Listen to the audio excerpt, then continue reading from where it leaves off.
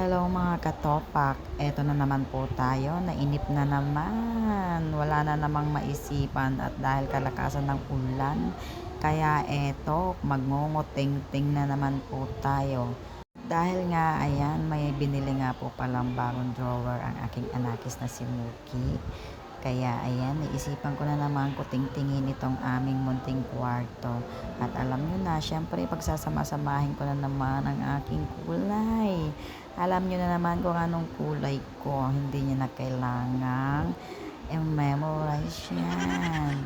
Siyempre, ay ang mga kalat na yan ay aayusin uli natin dahil kailangan natin i-organize yan.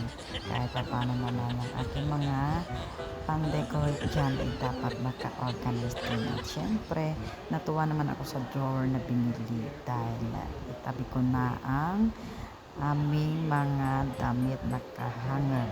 At eto, isa pa sa in-order ko nga pala sa aking showcase. Dahil wala pa nga palang pintura ang aming kwarto, kaya kahit papano pansamantala ko munang lalagyan ito ng anek-anek.